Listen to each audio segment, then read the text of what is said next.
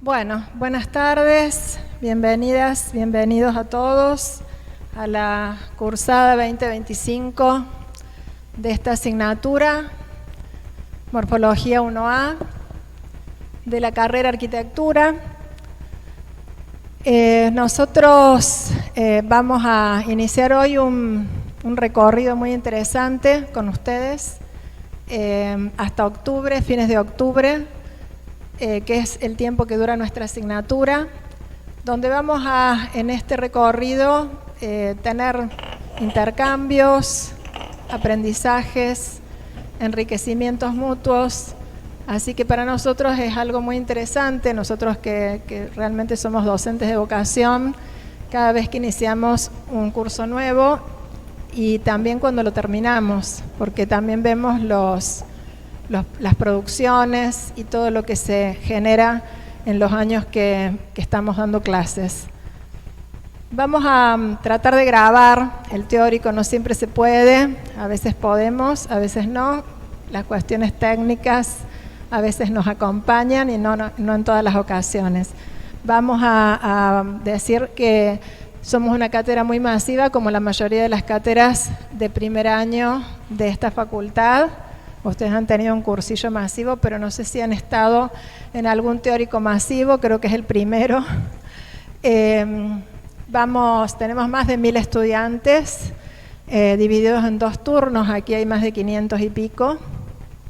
Y bueno, si bien somos docentes que estamos acostumbrados a la masividad y al trabajo con los niveles primero y segundo año, la mayoría de nosotros, y somos docentes de años de esta especificidad, necesitamos mucha colaboración de parte de ustedes, mucho entusiasmo, muchas ganas de aprender, mucha participación, porque no es lo mismo dar en un curso de 20 o de 40 que dar en un curso de 70 alumnos o en un teórico tan masivo. Los destinatarios de todas nuestras intenciones, búsquedas, son ustedes, son los estudiantes. Así que bueno, nuevamente bienvenidos. Eso es fotos de cosas que hacemos en los talleres y ahí voy a presentar a los docentes que en esta oportunidad están almorzando porque recién se van la mayoría de ellos del turno mañana, pero los voy a nombrar igualmente. Tienen el arquitecto Federico Arnoleto, el arquitecto Barbosa, la arquitecta Brizuela, la arquitecta Delfino a la mañana. Aquí está el arquitecto Col, Luciano Col a la tarde. Luego tenemos a la arquitecta Ferreras, la arquitecta Soledad Guerra, la arquitecta Mari Carmen Lamelas, Mariana Scully, que está acá, y el arquitecto Vidal. Ellos son los profesores asistentes que van a estar a cargo de los talleres. A todos les debe haber llegado y al que no les ha llegado, al final de la clase vamos a estar con ustedes. Al que no le ha llegado la invitación al aula virtual o los correos, nosotros hemos mandado información de los alumnos que están en cada taller y también información de lo que había que leer, etcétera, etcétera. Bueno, presento a la arquitecta Jiménez, que es quien está ahí ayudándome ahora a pasar el teórico porque no andaba el aparatito. Voy a buscarlo por las dudas, por si anda. Es la arquitecta adjunta de la cátedra, que está colaborando directamente conmigo en todo lo que es organización y cuestiones académicas en relación a la cátedra. Yo soy la arquitecta titular, Liliana Rost, y bueno, responsable de todo lo que significan los contenidos y la manera de abordarlos y la organización de la cátedra. Bueno, ¿dónde nos encuentran? Nos encuentran en varios lugares. Los miércoles aquí, en este horario, y más temprano con el turno mañana. Nos encuentran en la página de la facultad, en este sector de digamos, cuando ustedes entran a carreras, ven las cátedras que están en los grados, en primer año, y ahí la pestaña va a abrir todas las cátedras de primer año. Nosotros somos cátedra A, ustedes son en la comisión azul. Lo aclaro porque por ahí hay confusiones, y ahí van a encontrar en esta pestaña programación, programa de la cátedra, ¿no? También tenemos el aula virtual, que ahora tiene un poquito otra configuración, pero es lo mismo, donde van a aparecer las novedades, que es donde nosotros vamos todas las semanas o cuando tengamos teórico les avisamos si hay un cambio de horario, etcétera, etcétera. También les vamos allí a dar todas las novedades en relación a algunas cuestiones que todavía no están todos los talleres abiertos del aula virtual. Los docentes hasta el año pasado tuvieron Classroom y este año van a hacer la transición al aula virtual. Entonces les van a llegar las novedades por aquí, y si no, en la pestaña que dice talleres o comisiones, en alguna de esas pestañas van a estar ustedes en la comisión azul con sus docentes. También tenemos un Instagram de la cátedra donde aparecen algunos, a veces subimos algunos trabajos, algunas novedades, también algunos recordatorios, etcétera.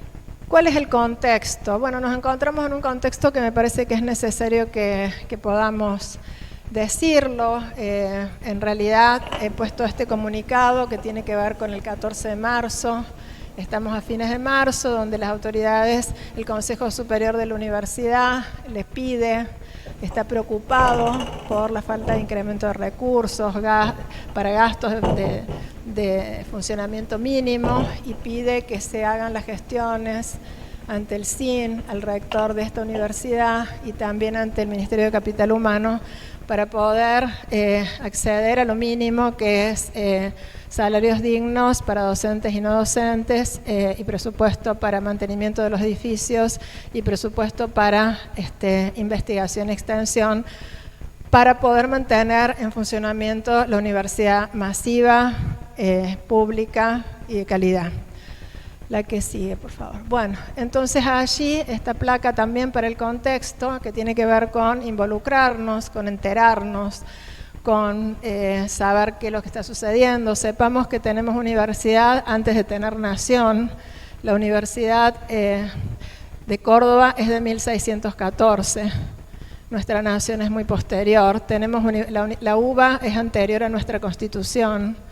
Es decir, tenemos universidad antes de tener todas las otras instituciones. Entonces no las perdamos, no solamente no las perdamos en el sentido de que no desaparezcan, sino que también estos derechos, porque la Universidad de Córdoba es universidad con estas características después de la reforma del 18, donde dejó de ser para élites, y también es gratuita porque en el siglo pasado se decidió que la universidad fuera gratuita.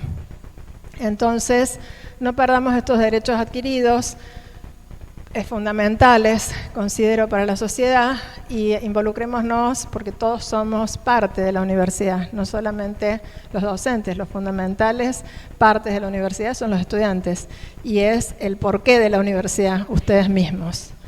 Próxima. Bueno, dicho lo del contexto, vamos ahora a hablar de morfología. ¿Qué será la morfología? ¿Dónde está en nuestra facultad? ¿Para qué sirve? ¿Cómo incide en la formación del arquitecto? Bueno, de eso un poquito vamos a introducir. En este teórico voy a hablar un poquito de esto y un poquito de los contenidos de la asignatura en general. Vamos a hablar un poquito del video que vieron también, que está totalmente relacionado con los primeros contenidos, y luego también vamos a ir empezando a desarrollar la unidad temática 1, que ya está en curso. Bueno, la morfología es una asignatura que está en, digamos, es el área de morfología, mejor dicho, está en los 3 primeros años de la carrera. Se dedica al estudio del espacio, de las formas arquitectónicos y urbanos, es desde múltiples dimensiones: perceptual, geométrica, significativa, material. Todas estas dimensiones ya van a ir dándose cuenta de qué se tratan. Nosotros en primer año trabajamos de manera introductoria, somos una introducción a la morfología. En segundo año la morfología se contextualiza más al plano arquitectónico. Y en tercer año se trabaja más desde lo urbano, la morfología urbana. El nuevo plan de estudio, que va a entrar en vigencia a partir del año que viene, si se aprueba, mantiene estas asignaturas en los mismos niveles donde estaban. La diferencia va a ser que, como la mayoría de las asignaturas de la carrera, van a ser cuatrimestrales o semestrales. Bueno, decimos que la morfología es una disciplina proyectual. es intrínseca a la arquitectura. La arquitectura es una disciplina proyectual. ¿Y cómo son las disciplinas proyectuales o de qué diferencia hay con otras disciplinas? Bueno, las disciplinas proyectuales trabajan con modelos y con métodos simulatorios. Nosotros trabajamos anticipando algo. Anticipamos un proyecto de una casa para tal lugar, diseñamos un centro de convenciones para tal otro lugar, diseñamos un pabellón de exposiciones para tal otro lugar. Algo que no estaba, va a estar, porque fue imaginado por alguien, fue pensado por alguien y fue desarrollado ese proyecto para luego poder ser. Es decir, cuando proyectamos arrojamos algo hacia adelante. Entonces las disciplinas proyectuales tienen ese plus, además de tener aspectos técnicos, científicos y artísticos, tenemos esto, ¿no? de trabajar con modelos simulatorios, con hipótesis, y esas hipótesis o conjuntos de hipótesis son las que vamos a luego desarrollar y de alguna manera materializar. Vamos a ver que en la morfología estamos en un mundo muy complejo, donde todos los saberes y los conocimientos están permanentemente ampliándose y vinculándose entre ellos.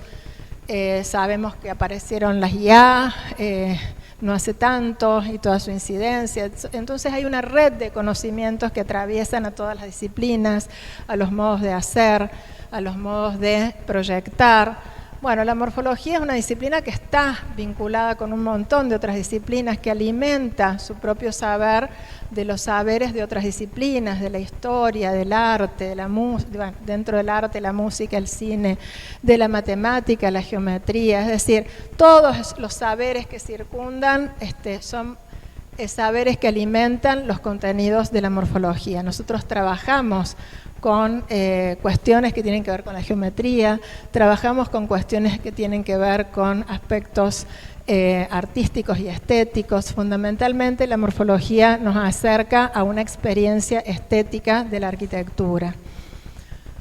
En esta placa también vemos que en el campo específico, porque la morfología está en muchas disciplinas, hay morfología en la geología, en la biología, en la geografía, en un montón de lugares hay morfología, pero nosotros estamos abocados a la morfología en el campo específico arquitectónico, y en el campo específico arquitectónico la morfología se dedica al estudio del espacio y de la forma, y como nos dice Doberti, que es un morfólogo de la UBA, y también, fíjense, también los modos de apropiación de esa espacialidad. No solamente el espacio y la forma, sino los modos de apropiación de esa espacialidad. Y los modos de apropiación de las espacialidades se van modificando con la cultura y con la historia. Entonces, también sabemos que nos incide la cultura, nos incide el contexto, por otro lado, también nos dice Doberti que es un área de conocimiento que se constituye, y eso lo vamos a ver ahora con un ejemplo, entre lo conceptual, la producción conceptual y operativa y las representaciones.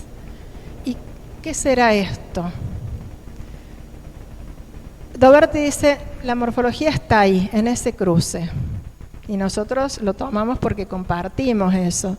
Y ustedes se van a dar cuenta que ¿qué hay acá? ¿Qué indica esa imagen? ¿Alguien me puede describir? ¿Qué es ese señor? ¿Qué tiene ese señor? Expresión de ideas. Hay ideas. ¿De dónde salen? De la cabeza. Salen de la cabeza. ¿Están seguros ustedes? ¿Todos están seguros que las ideas salen de la cabeza? Para mí más de la imaginación. De la imaginación. Muy bien. Los dos están muy bien ubicados. Falta algo más, me parece. ¿Algo más? ¿Nada más ven en esa imagen, chicos? Las transmite a las hojas. La transmite a la hoja, hay una herramienta, ¿no es cierto? ¿Con qué la transmite? Hay un lápiz arriba de la cabeza, no se ve bien, pero arriba de la cabeza es como que se está tocando con el lápiz. Está muy bien. Entonces hay una imaginación que está en nuestra cabeza, está en nuestra cabeza todo lo que nosotros podamos saber o ser, las experiencias que hayamos tenido, nuestra preparación, nuestra cultura, todo eso está en nuestra cabeza y todo lo que nos alimenta diariamente. Pero todas esas experiencias, si no las puedo representar, si no las puedo desarrollar, si no las puedo sacar, nadie las puede ver. El escritor escribe y lo da a través de una narrativa, de una poesía. Nosotros diseñamos y tenemos que transmitirlo a través de representaciones, pero no solamente poder contar esas ideas, sino que el lápiz y la hoja de alguna manera nos están diciendo que esas ideas se desarrollan a través del dibujo, a través de el pensar con las manos. Hay un par de libros re interesantes, uno de Palasmá, La mano que piensa, y el otro de Campo Baeza, Pensar con las manos. Y tiene que ver con esto, cómo desarrolla el hombre su habilidad, su capacidad creativa a través de esto, de poder interactuar con el papel, interactuar con las ideas, interactuar con la maqueta, interactuar con cualquier elemento que nos permita hacer la mediación entre lo que pensamos, lo que imaginamos, lo que queremos transmitir y cómo se va a ir desarrollando eso. Fíjense, estos son dibujos de una estudiante de primer año que empezó. Estos dibujos iniciales, ahí no se ven mucho a lo mejor, empezaron como primeros bocetos. Atrás de esta estructura que parece que está allí, hay unas fotos del lugar, unas fotos de un contexto. Inclusive hay hojas, ramas, cosas que la estudiante había leído en el contexto donde había ido a trabajar. Y de pronto aparecen primeros bocetos, imágenes, maquetas, prefiguraciones.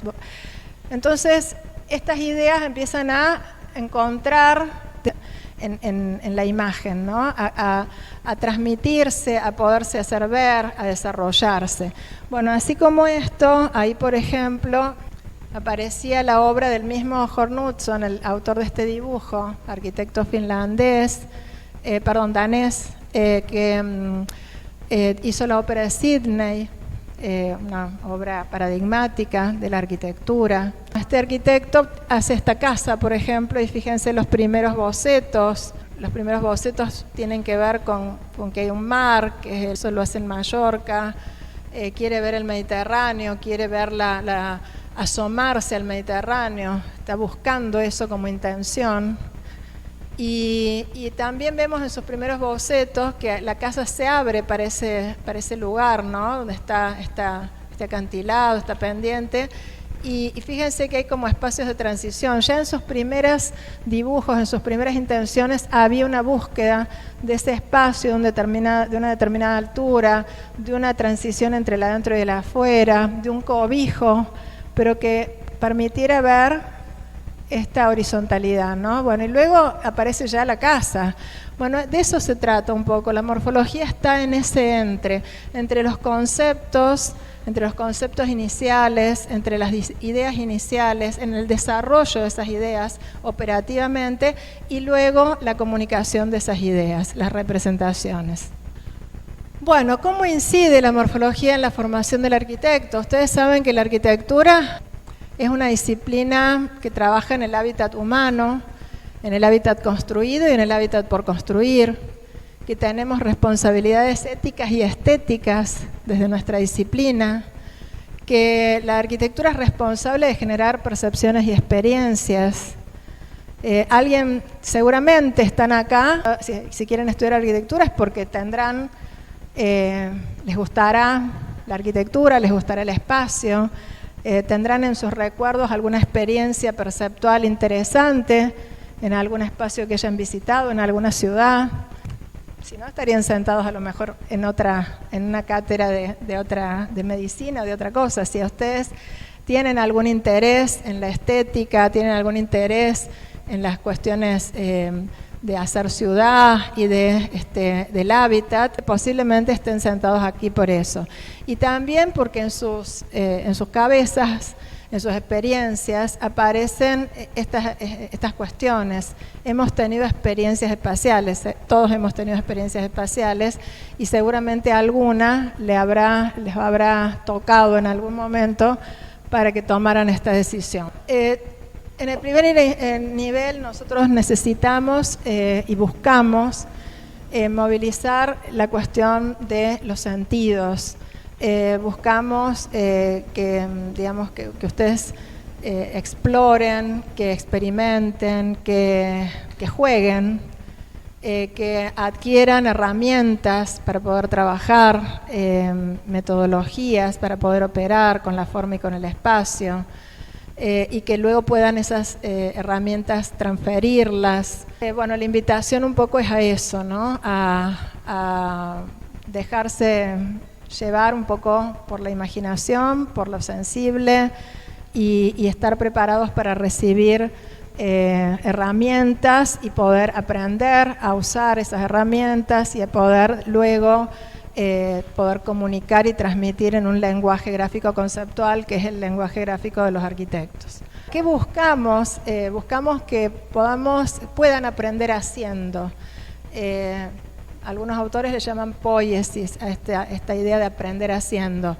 Aprender haciendo es una manera de conocer, es una manera de adquirir conocimiento.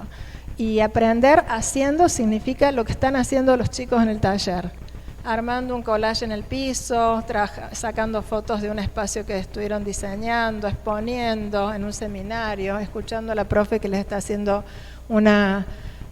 aportes colaborativos o retroalimentaciones. Es decir, aprender haciendo. El taller es un lugar de acción. Hoy lo van a ver, van a estar cada uno de ustedes, tiene una tarea, en cada taller se van a hacer hoy tareas diferentes, pero todas orientadas al mismo objetivo. Y todos hoy van a salir con algo construido o dibujado. Y necesitamos esto, ¿no? Participación activa e interés. Porque sin esa participación activa no se produce lo que se tiene que producir, que es el conocimiento, que es que ustedes construyan su propio aprendizaje. Nosotros vamos a orientar, nosotros vamos a darles herramientas, vamos a estimularlos, vamos a todo el tiempo tratar de potenciar la imaginación de ustedes, potenciar las propuestas, pero tiene que haber propuestas, tiene que haber búsquedas, tiene que haber desarrollo, tiene que haber mucho trabajo y mucho interés. Así que bueno, los invitamos a eso, ¿no? A la participación activa. Ahí puse una cantidad de objetivos que no los voy a nombrar, los voy a ir nombrando a medida que vamos pasando algunas imágenes que tienen que ver con lo que hacemos en los talleres, dejarse sorprender, experimentar, ensayar, explorar.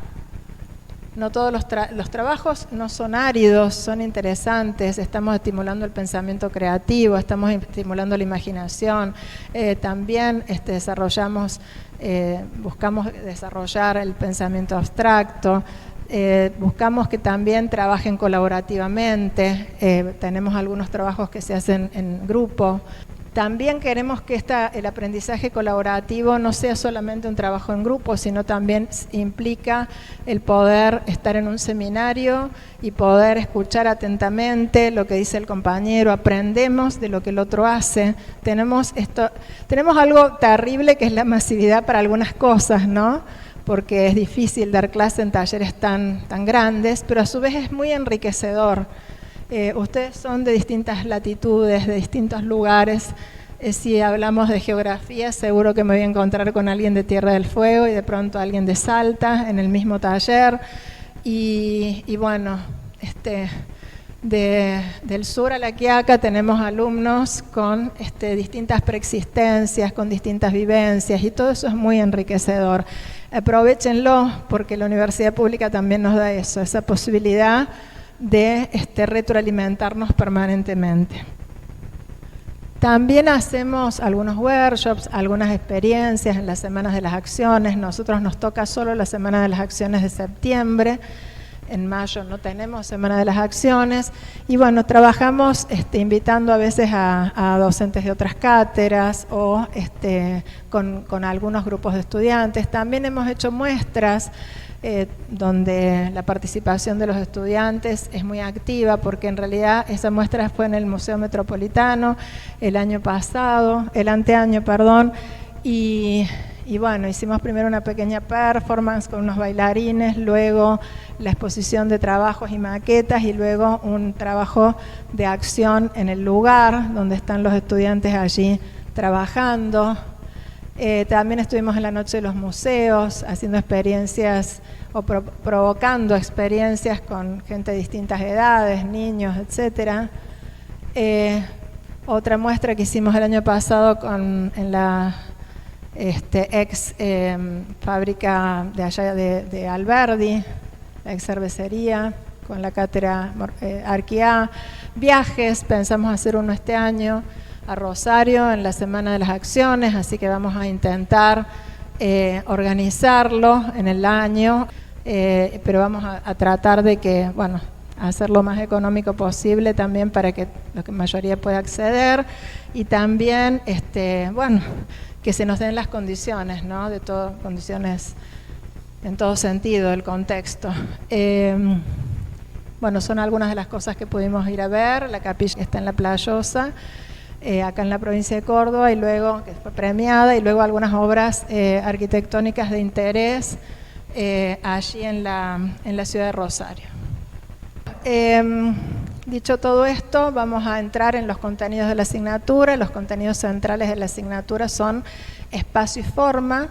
Espacio y forma, no hay espacio sin forma, todo espacio está contenido en una forma, las formas configuran los espacios. Entonces son dos contenidos que están entrelazados, vinculados, interrelacionados, integrados, y bueno, esos contenidos los vemos juntos a través de todas las unidades temáticas. Empezamos con la unidad temática 1, que tiene que ver con la construcción de la mirada y de la imagen, que es lo que vamos a tratar de desarrollar en estos primeros trabajos prácticos. Y luego los instrumentos para la construcción del orden, la materialidad, tangible e intangible, el recorrido, el movimiento y el tiempo. Fíjense que todos estos contenidos buscan esto, ¿no? La sensibilización y la adquisición de herramientas de diseño y construcción de criterios. Es fundamental que ustedes en primer año empiecen a reconocer algunas categorías, empiecen a comprender, empiecen a desarrollar también sus propios criterios de selección para poder diseñar. ¿Cómo lo hacemos? Lo hacemos atravesado por dos dimensiones, la dimensión fenomenológica y la dimensión de la abstracción.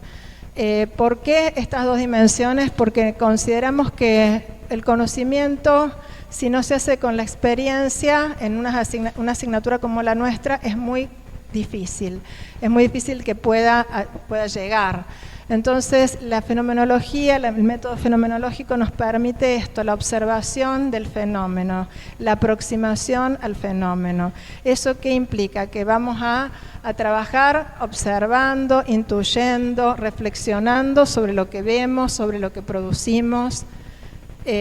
Pensemos en una maqueta, que perforamos la maqueta en una línea, en el borde, entre un plano superior y un plano inferior, y registramos cómo entra la luz.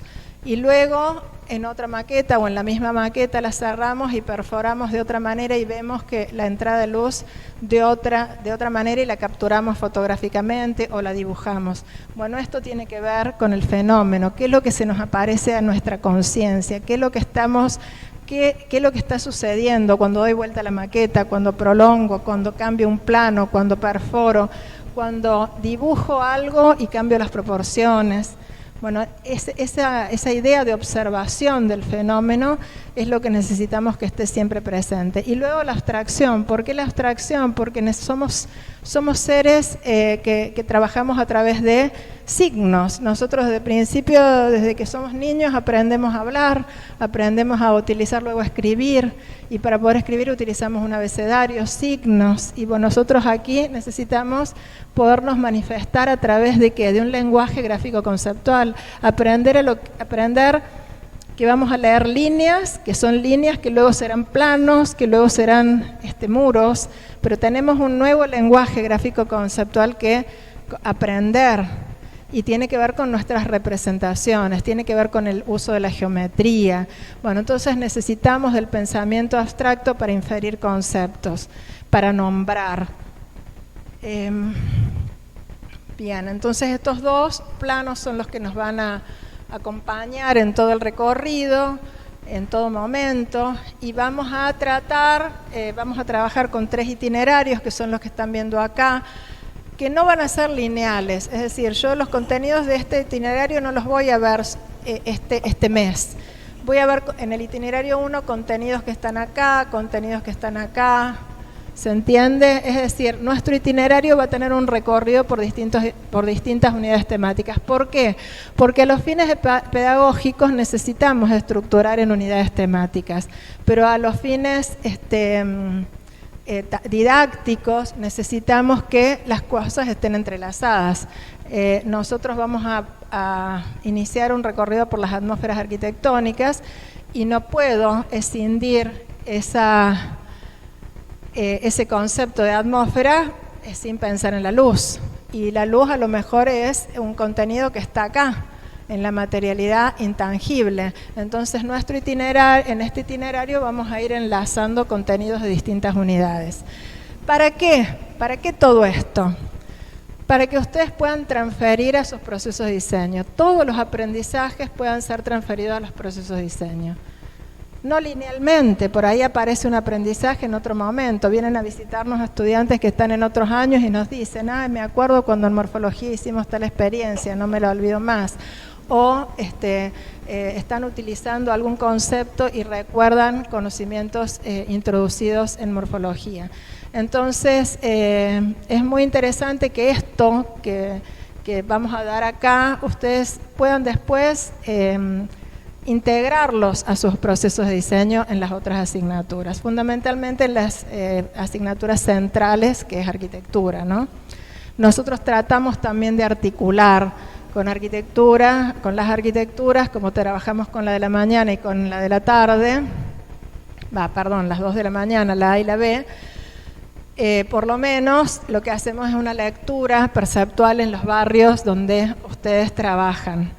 Van a hacer un centro maternal en la cátedra B, tengo entendido este año, en la zona de Rogelio Martínez. Bueno, nosotros haremos una lectura perceptual para poder instalar luego a fin de año un pabellón en alguno de los espacios públicos de ese mismo sector. Bueno, entonces sabemos que quién es el protagonista del hecho arquitectónico, para quién está dirigida la arquitectura. Está dirigida para el habitante, está dirigida para que nosotros podamos habitarla. Entonces, siempre estamos pensando en el habitante. El habitante tiene una corporeidad. Entonces, estamos pensando en esa corporeidad, estamos dando respuesta a ese habitante. Y decimos que la forma y el espacio no están solitos, sino que siempre están vinculados al tiempo, a la temporalidad. ¿Por qué al tiempo? Porque el tiempo posibilita la experiencia sensorial del espacio.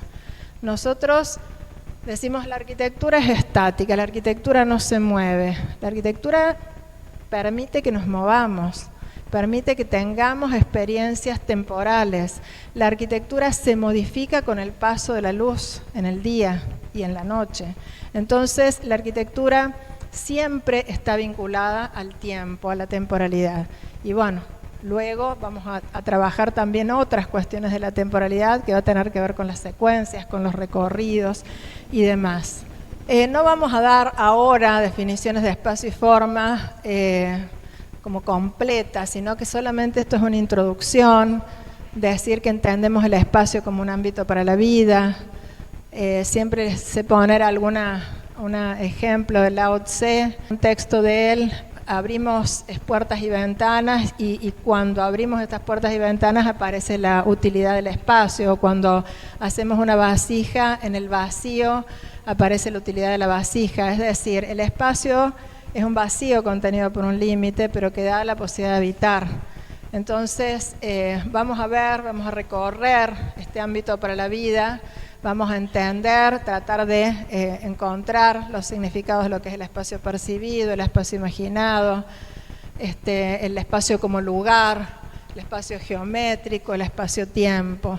Y también en relación a las formas, tampoco vamos a dar ahora, porque había otro teórico después de forma, entenderla que la forma tiene como muchas posibilidades de ser entendida, la podemos entender como un percepto, como algo que va a afectar nuestra sensibilidad. Pensemos, por ejemplo, en la blancura. La blancura es un concepto, pero para que nosotros podamos construir ese concepto es porque conocemos lo blanco, o conocemos un paisaje de blancura que podría ser un paisaje nevado. Entonces, entender la forma como un percepto tiene que ver con eso. También la forma podemos entenderla como la estructuración interna de algo. Eso ya lo vamos a ir viendo en teóricos posteriores. Y también nos interesa entender a la forma como proceso de generación del espacio. Las transformaciones que operamos sobre la materia, nos van a permitir transformar el espacio. Entonces, entender a la forma no como una a priori, sino como generada por procesos. Bueno, entonces acá vamos a llegar a un punto y les voy a empezar a preguntar sobre el video que vimos hace un ratito. Nos dice Stephen Hall, y vamos a hablar de algunos arquitectos que yo les voy a ir nombrando y que vamos a repetir en algunos teóricos, y sería muy interesante que por ahí los anotaran para después ver cuál es su obra, cuál es su pensamiento. Primero, Bernard Jumy nos dice, arquitecto francés, autor de La Villette, entre tantas otras obras, nos dice que no hay, que en toda obra arquitectónica hay concepto y contexto. Toda obra arquitectónica tiene por atrás un pensamiento, ideas, y siempre se da en un contexto. Y ese contexto es histórico, cultural, geográfico, académico, lo que fuera. Pero hay algo que, digamos, condiciona, posibilita, es la cercanía de alguna manera de esa obra. Y hay un concepto, o varios conceptos por atrás, ¿no? Por un lado eso, ¿no? Y por otro lado, lo que nos dice Stephen Hall, que es tan interesante, nos dice, en el hecho arquitectónico, y esto está muy relacionado con morfología, la lógica de los conceptos preexistentes se encuentra con la contingencia y la particularidad de la experiencia. Y ahora vamos a hacer las preguntas. Voy a preguntarles qué se acuerdan, y también quiero que hagan un ejercicio, si se acuerdan de algún lugar particular que para ustedes tenga alguna pregnancia, algo importante que hayan podido visitar. Pero vamos a hacer esas dos preguntas. Primero quiero preguntarles sobre el video. ¿Qué recuerdan del video? ¿Alguien me puede decir algo que tenga que ver con esto o no?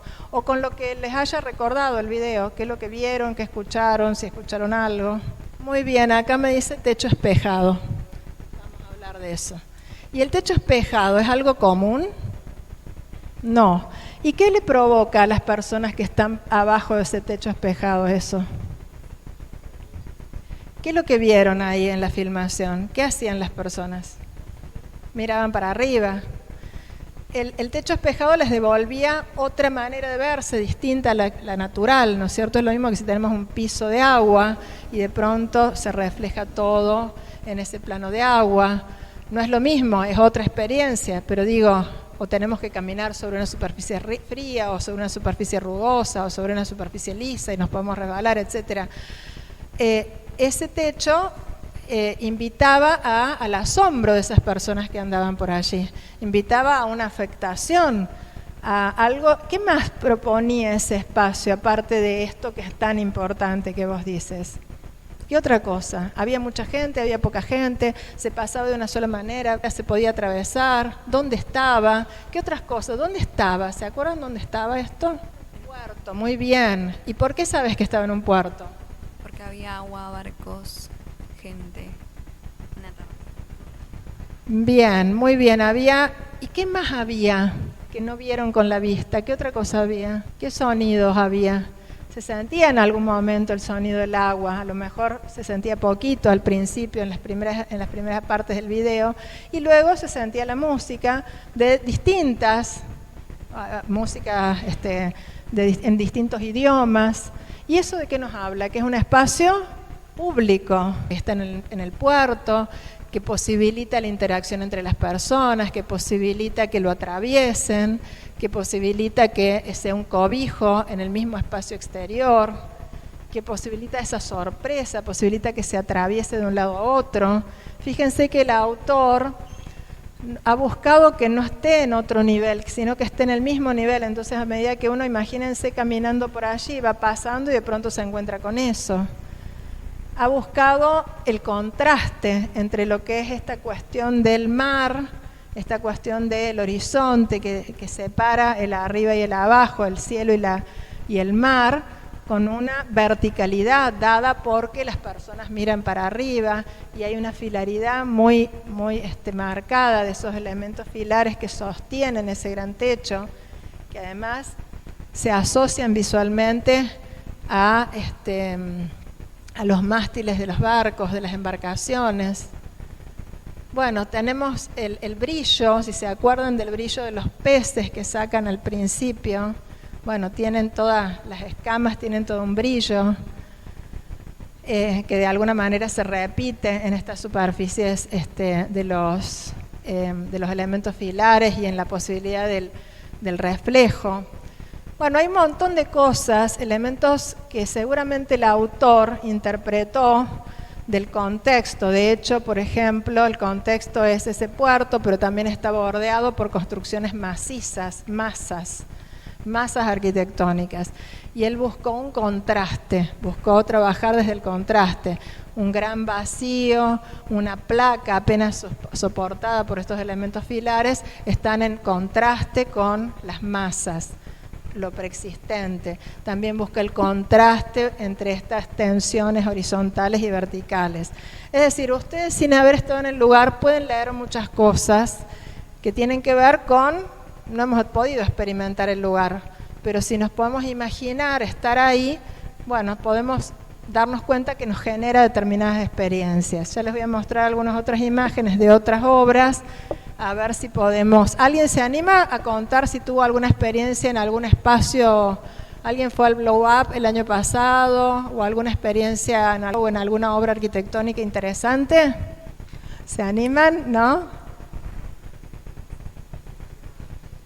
El año pasado en Morfología fuimos al Museo de Antropología acá en el centro y fue una experiencia, la primera que tuvimos. Muy bien, bueno, bárbaro. Fueron al Museo de Antropología y tuvieron una experiencia interesante allí y bueno, nos contarán un poco más. ¿Algún otro que se anime a contar al que ha conocido algo allá? Mira, muy bien. Por un modelo de senadores que hice el año pasado junto a una organización, conocer la legislatura. Es un lugar muy imponente, apenas lo ves en la fachada y cuando entras parece mucho más grande de lo que se ve por fuera y a mí particularmente me voló la cabeza. Ella, por ejemplo, le pareció asombroso esto que cambia, que sí que es un espacio que tiene unas dimensiones importantes, tiene algo interesante en los cielos rasos, hay algunas cuestiones. Los profes este año querían visitar la legislatura, bueno, ya lo haremos en otro momento. Bueno, quiere decir que si uno se enriquece visitando espacios arquitectónicos, visitando ciudades, también eso se incorpora en nuestra imaginación, en nuestras posibilidades creativas. Ahí cuando les ponía los objetivos, nos interesa eso, que ustedes desplieguen sus posibilidades creativas. Y tenemos posibilidades creativas, pero nos pueden dar herramientas para ampliarlas, para poder, ensanchar esas posibilidades creativas que todos tenemos. Ahí hay otra obra que me parece interesante mostrar. Esta es una obra del arquitecto Queré, premio Pritzker, arquitecto africano, germano, porque hizo su carrera en Alemania, trabaja en Alemania y es africano, es el único arquitecto africano que ha obtenido un premio tan importante como el Nobel. Este es un premio para la arquitectura. Y bueno, aparece esa imagen. ¿Alguien me puede decir lo que ve? El arquitecto Queré trabaja desde la escasez y ya les voy a contar algunas cosas tan interesantes. ¿Alguien me puede decir lo que ve allí en esa imagen? Las imágenes dicen muchas cosas, hay que aprender a leerlas y aprender a interpretarlas y aprender a encontrar conceptos en las imágenes. ¿Alguien se anima a decir qué es lo que ve? Por acá, ¿qué ven? en esa imagen? Como una cúpula. ¿Es una imagen tomada desde arriba, te parece? ¿Te parece que es desde arriba? Que podría ser una cúpula. Puede ser. ¿Por acá alguien más ve algo? Si tuvieran que dibujar o hacer una maquetita de eso, ¿se animarían a hacerlo? ¿Con esa imagen? Bueno, vamos a darles un poco más de pistas. Bueno, fíjense, este es un pabellón. Es un pabellón temporario que se hace todos los años en la Serpentine Gallery en Londres, y se eligen arquitectos, digamos, que tengan una trayectoria importante o que tengan un hacer, una praxis de mucho valor. Y estos arquitectos proponen un espacio, son todos distintos. Ustedes pueden entrar a ver la Serpentine, son todas distintas. Porque de alguna manera también es un poco el pensamiento de cada uno de estos autores, ¿no?, en relación a la arquitectura. Bueno, como verán ahí, fíjense, tenemos más que una cúpula, tenemos una sombrilla, ya van a ver, ese hueco está hacia abajo, es una sombrilla en realidad. Está descentrado, fíjense cómo es por dentro, hay una vereda perimetral que vamos caminando y entramos. Luego entramos y estamos en este espacio. ¿Qué tiene ese espacio? ¿De qué color es? ¿Tiene otros microespacios, les parece? ¿Cómo? ¿Tiene mucha luz? ¿Tiene entrada de aire? ¿Cómo será ese espacio? ¿Se imaginan cómo será? ¿Entra el aire ahí? ¿Es todo clausurado como acá? ¿Es un espacio abierto? ¿O es un espacio semiabierto, que de alguna manera tiene un techo que los puede cobijar, pero que ese techo no, los muros no llegan hasta el techo, entonces no hay un grado de clausura grande, sino que de pronto corre el aire, estamos en una adentro, pero dentro también del parque. ¿Y qué otra cosa ven? ¿Colores ven? ¿Cuántos colores ven? Azul, marrón y blanco. Bien, ven el azul, el marrón y el blanco. ¿Alguien ve alguna otra figura geométrica aparte de ese círculo y esa elipse que vimos en las primeras imágenes? ¿Alguien ve alguna otra figura geométrica? ¿Alguien ve triángulos? ¿Y los triángulos a dónde están? Fíjense, están acá, están arriba. Es decir, una estructura ordenadora a partir de triángulos que ordena esos muros macizos que son estos azules. El azul el arquitecto lo utiliza porque es un color de la celebración en el pueblo de donde es él, que es Gando, en Burkina Faso, y fíjense cómo es el espacio. El espacio es un espacio que alberga, un espacio de encuentro, un espacio amplio para el encuentro. Y miren cómo aparece esa sombrilla, ¿no?, descentrada, iluminada, como que de alguna manera es una especie de faro también que nos invita a entrar, a ver, a descubrir qué es lo que hay allí. El color de ese marrón o ese medio naranja que ustedes están viendo en la cubierta también tiene que ver con el color del lugar, del contexto, de donde es el arquitecto, que ya van a ver alguna imagen. Estas son las telas. Él utiliza todas estas tramas de las telas y colores para poder trabajar los entramados con los que materializa los muros y la misma sombrilla. Son las telas de las mujeres del lugar, ¿no? La cuestión textil importante en el lugar. Y este es el lugar, la pobreza del lugar. Por eso un arquitecto trabaja desde la escasez. Él cuenta que la gente para reunirse lo hace abajo de los árboles, son los únicos lugares donde se puede reunir mucha gente, y que de noche la gente, como tampoco tienen agua y tampoco tienen luz eléctrica, bueno, hay uno de los lugares que es el que se ilumina y es el que siempre está más alto y que es el lugar de encuentro. Bueno, él trae todas estas cuestiones contextuales de alguna manera a ese pabellón. Trae el color, trae la idea de sombrilla. Por supuesto que no hace un árbol, hace una sombrilla arquitectónicamente resuelta de esa manera. No hace un tejido ni una tela, sino que hace un muro que remita a las tramas y a los colores de la celebración de ellos, ¿no?, de su cultura. Fíjense otra cosa que es fundamental, esta sombrilla implica la posibilidad de recibir agua, de juntar agua. ¿Por qué? Porque en ese lugar no tienen agua. Entonces también nos llamó a la concientización y la idea de sustentabilidad de la arquitectura desde lo ético.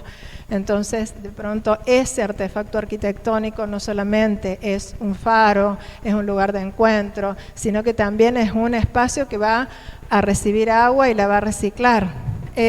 También Queré habla de la importancia de estar abajo de y que corre el aire porque tienen temperaturas muy altas.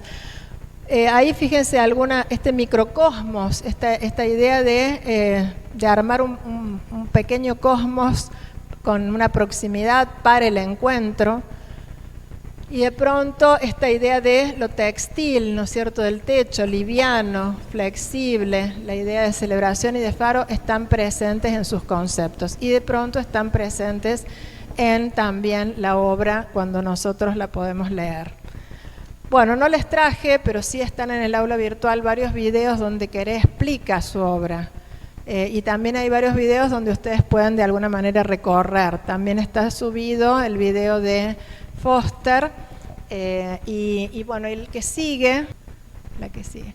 Bueno, fíjense, simplemente para que vean la página, fíjense acá, les he puesto también algunos pabellones. Estos son un concurso de pabellones que se hace en España, que se hacen también todos los años. Están orientados a que los arquitectos jóvenes participen. Se hacen en distintos pueblos, en distintas ciudades de España. Y les voy a pasar muy rapidito, así como para que vean la página.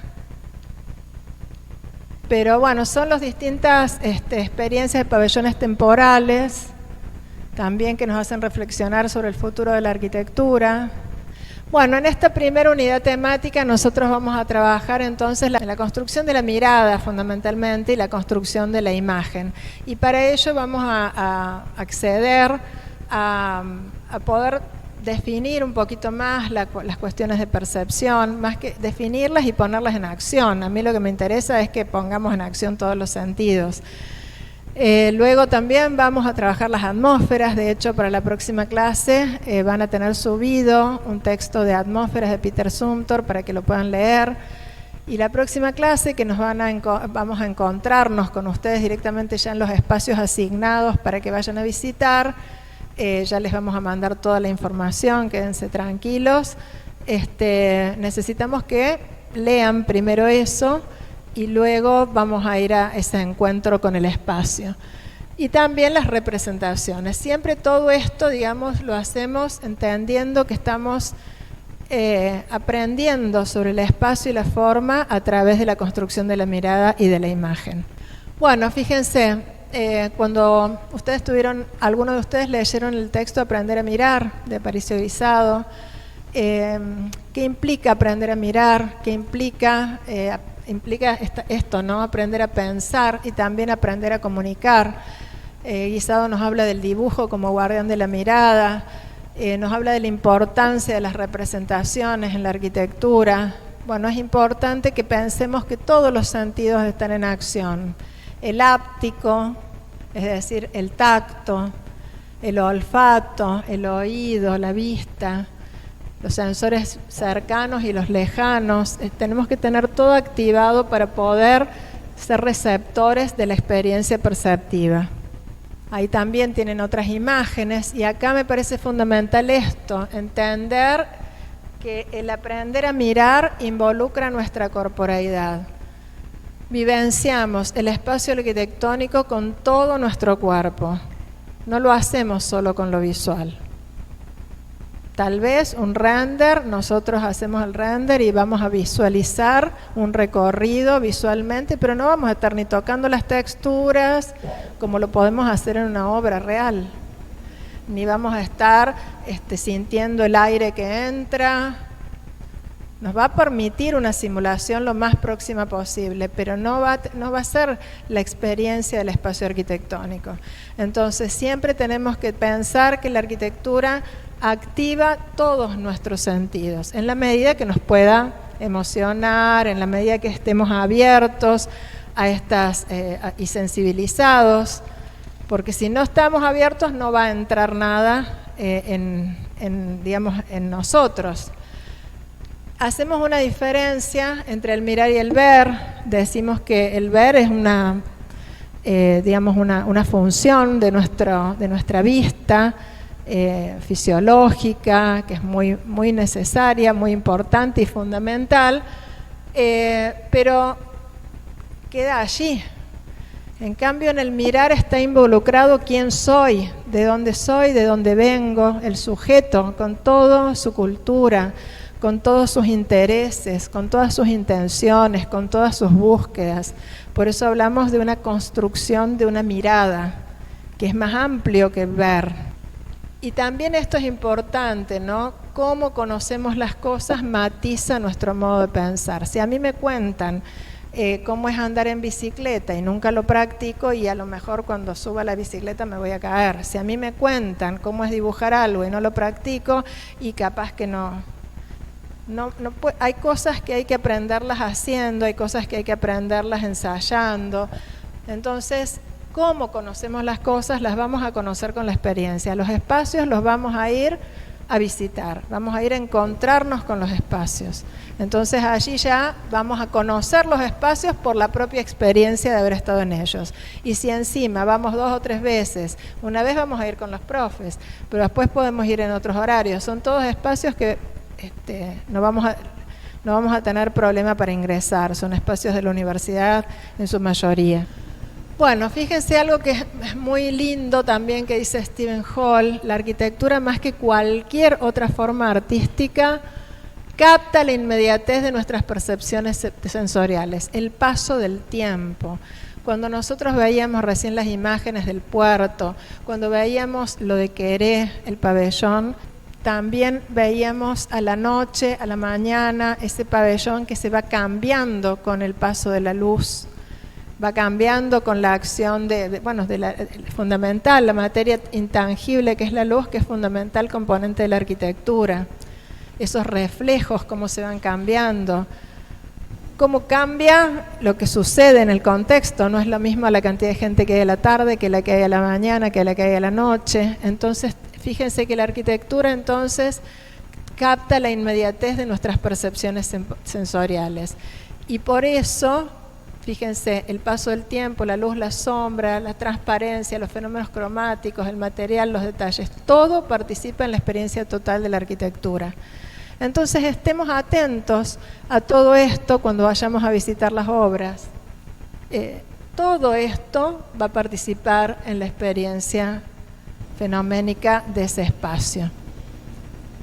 Y la percepción es esto: recoger algo, aprehensión, tomar posesión, significa percibir, y es un instrumento de comunicación vital que tenemos con el mundo. ¿Sí? Nosotros empezamos a percibir desde que nacemos con los primeros sensores que tenemos en la piel, y nuestras madres, lo primero que nosotros los bebés no tienen todo el aparato visual totalmente desarrollado. Primero ven las formas más difusas, pero sí reconocen lo áptico, reconocen el tacto. Entonces, la comunicación que tenemos es a través de del tacto, que es nuestro primer sensor.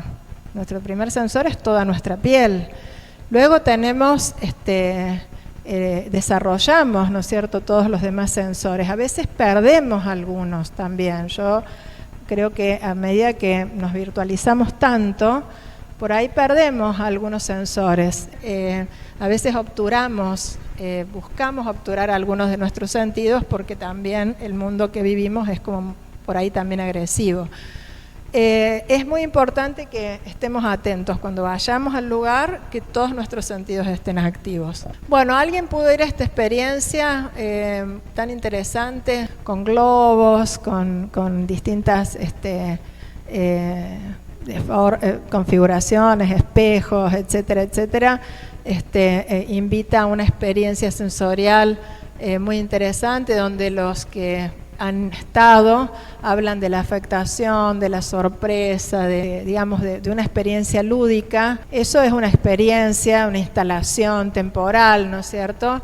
No es arquitectura, pero de pronto la arquitectura tiene que generar percepciones. Entonces me parece interesante que por ahí tomemos ejemplos de estas instalaciones. Alguien debe haber ido a ver Fuerza Bruta en algún momento, y bueno, la experiencia de poder estar en ese espacio y de poder visualizar todo lo que sucede en acción, digamos, en esos espacios cualificados de una determinada manera, con una determinada cualidad lumínica, con determinadas acciones que van sucediendo en distintos puntos, bueno, genera experiencias especiales que, bueno, un poco empiezan a formar parte de los que hemos sido afectados por esas experiencias. Hay algo que es fundamental y que está acá, chicos. El sujeto integra y completa su experiencia cuando lo que percibe lo modifica. Completamos nuestra percepción y nuestra experiencia perceptiva cuando lo que percibimos nos modifica. Si lo que percibimos es como que pasó el colectivo y nada más, no nos modificó nada, y es lo mismo que si no hubiéramos ido. Pero cuando algo nos modifica, cuando tomo atención a algo, una mirada atenta, intencionada. La semana pasada estuvo acá el grupo RCR, yo no sé si ustedes sabían, pero nosotros estuvimos con los alumnos de segundo año.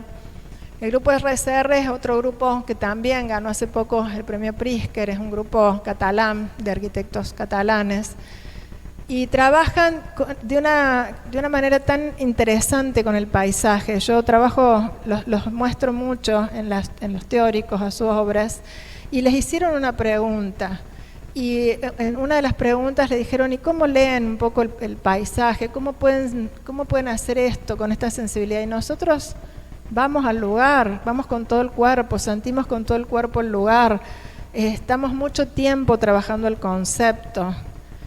Nos ponemos a dibujar, nos ponemos a hacer maquetas, pero estamos mucho tiempo elaborando el concepto, y tienen realmente una lectura del paisaje que es única, ¿no? Que es maravillosa. Entre el espacio y nosotros, los sujetos, se producen intercambios.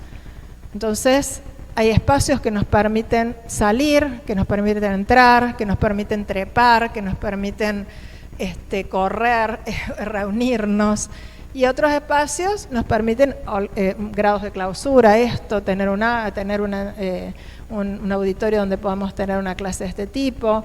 Los talleres permiten otras apropiaciones. Entonces siempre la arquitectura, cuando hablamos también de la arquitectura como verbo, alguno de ustedes tenía ese texto para leer, tiene que ver con esas invitaciones a la acción que provoca la arquitectura, ¿no? Estas son otras instalaciones donde también la corporeidad, esto es entre un arquitecto y una directora de danza, unos ensayos muy interesantes en relación a el cuerpo y el espacio. Esta es otra instalación de la que después vamos a hablar.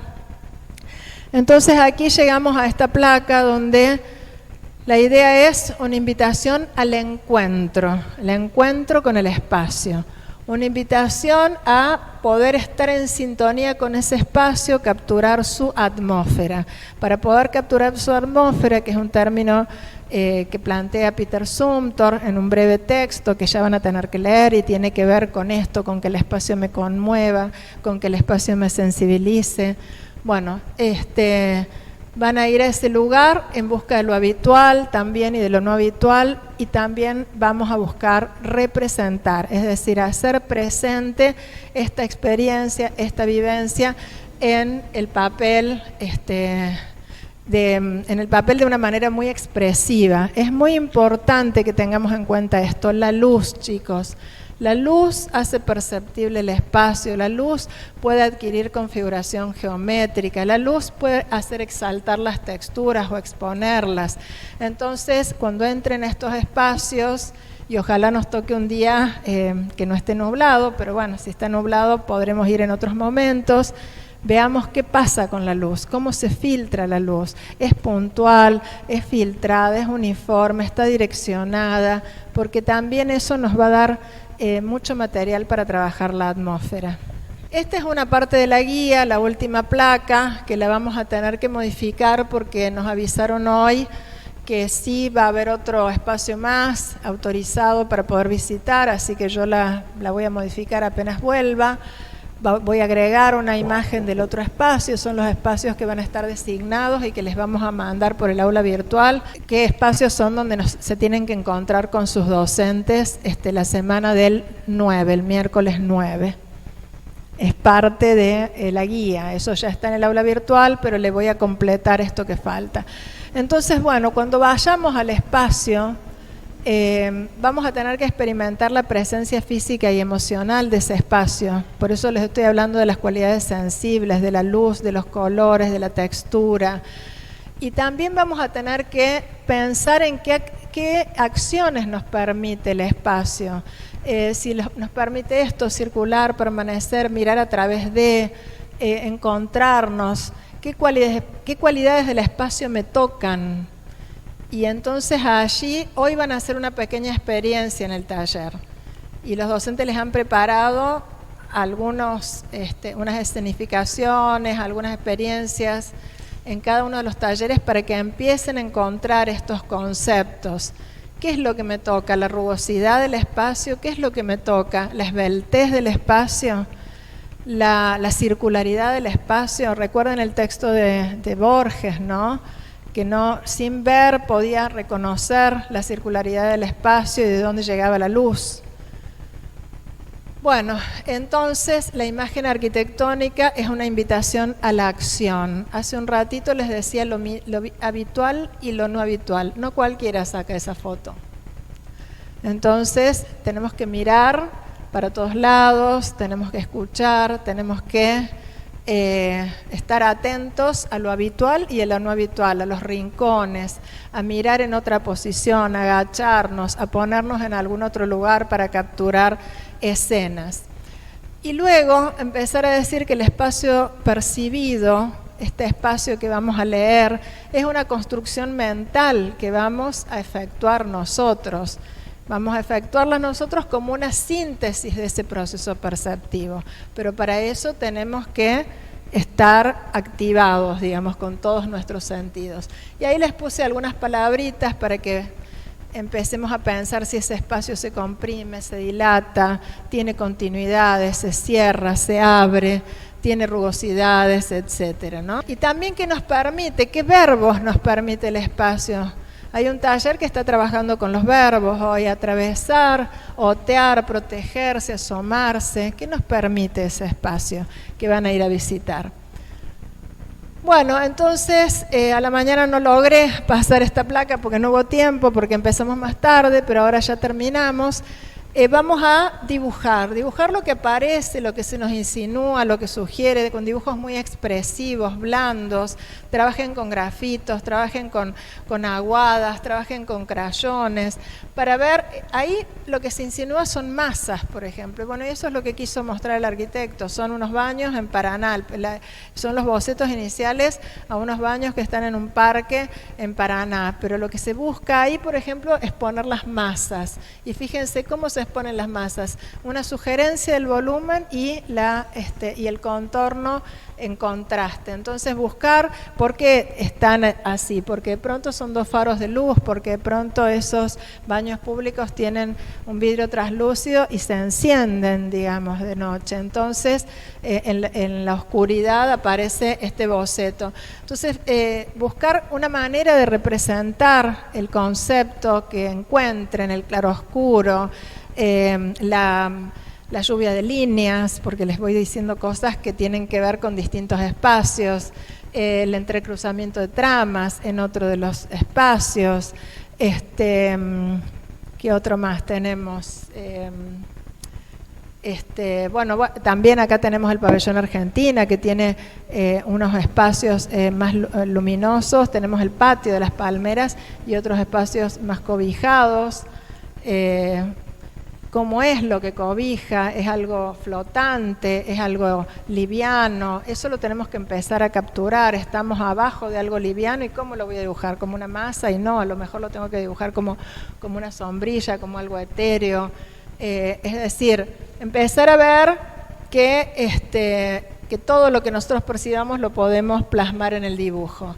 Bueno, ahí hay algunas preguntas sugeridas que se las voy a poner directamente para no cansarlos, que la tengan directamente en en el teórico grabado y háganse estas preguntas antes de ir y después de ir. Reconozco cavidades, hay un cierto grado de intimidad, cómo se vinculan los materiales, qué consonancia hay entre ellos. Cuando lean el texto de atmósferas seguramente van a entender más esto que les digo.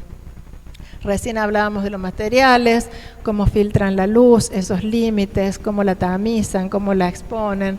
Estos son dibujos, el de arriba de un arquitecto, importante, Tadawando, habla de un espacio circular, con una vinculación entre el arriba y el abajo. Este es un croquis de un boceto de un estudiante, que habla también de uno de los espacios que hemos visitado en un momento y que tiene que ver con esta circularidad. Y una diferencia también en la relación al recorrido y la oscuridad y la luz. Cuando algo es percibido, esa realidad adquiere una nueva existencia en la conciencia de quien ha reparado en ella. Y hablamos de la conciencia de la experiencia. Y cuando nosotros tenemos estas experiencias, esto que sucede en nosotros va a generar construcciones mentales de mundos que luego vamos a poder plasmar en representaciones y que luego van a formar parte de todo lo que tenemos para ayudarnos a imaginar. Entonces, el dibujo expresivo va a permitir traducir estas atmósferas espaciales percibidas. Esa es la bibliografía, esas son las imágenes, los sitios, y bueno, hemos terminado y nos vamos al taller en 5 minutos. Hasta luego.